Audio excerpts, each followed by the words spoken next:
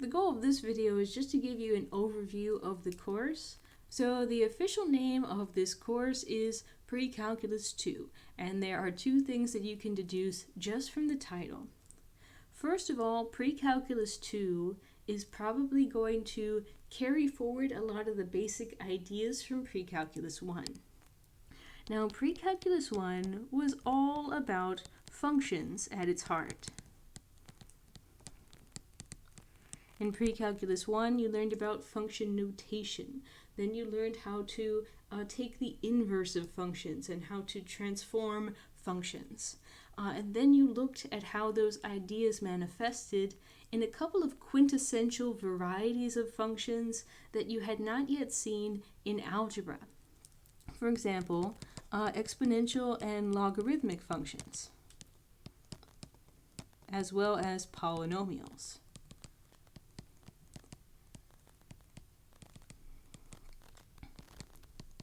Now, these three classes of functions can be used to represent a huge amount of things in the real world.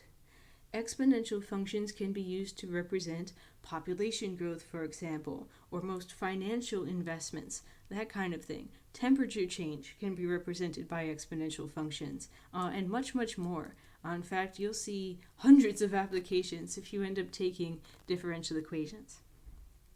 Logarithmic functions can be used to help solve exponential equations.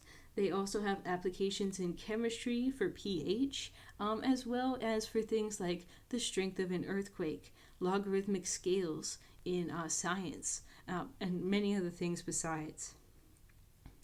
Polynomials are nice. I just found out the other day that for most video games, the function that is used to calculate the amount of experience points necessary to level up is a polynomial function, usually either quadratic or cubic, depending on the game. So polynomial functions come up quite a bit in those applications. So what about Pre-Calculus 2? Pre-Calculus 2, we're going to continue to be talking about more functions. But in this case, we're going to focus on what are called the sinusoidal functions.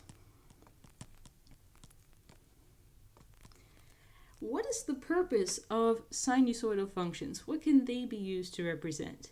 They can be used to represent any kind of wave, from a physical wave in water to a sound wave to electromagnetic radiation. They can also be used to represent any situation where you have cyclical behavior. For example, the cycle of the Earth rotating around the sun, the cycle of the Earth rotating on its axis, the cycle of many bodily processes which repeats daily, and so on and so forth. All of that can be represented using sinusoidal functions. So the majority of the class, I would say the first half almost, we're going to study the basic definition of sinusoidal functions. We're going to practice plugging numbers into these functions. We're going to graph them. We're going to invert them. We're going to transform them.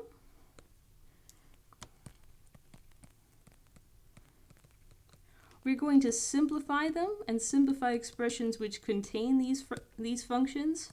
We're going to solve equations which contain these functions. And once we have examined basically everything that a person could possibly want to do with these functions from a mathematical standpoint, we're going to start to look at applications of the sinusoidal functions.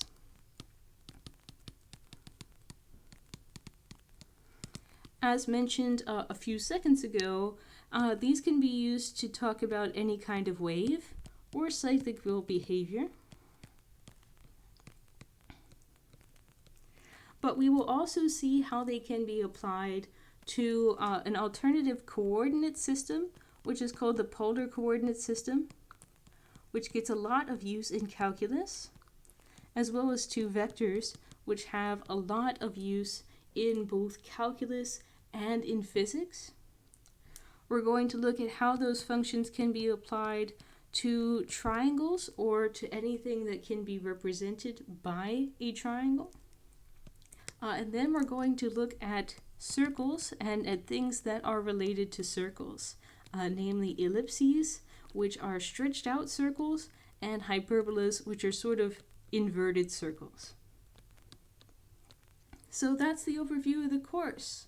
One variety of function, and we're going to suck as much life out of this function as we possibly can, study it in complete detail, and then apply it to as many situations as we can.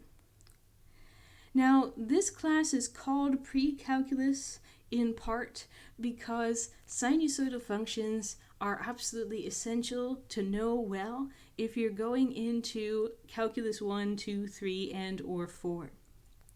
I would say that the pre-calculus 2 and the sinusoidal functions have a way of sneaking up on students when they least suspect it. You'll be going along, you haven't seen a sine function in a while, and suddenly one of them pops out of the bushes to get you. Bear in mind that as I'm structuring this course, I have taught the calculus sequence quite often, and so most of the examples and the situations that I present to you are going to be inspired by the use of this material in the calculus sequence.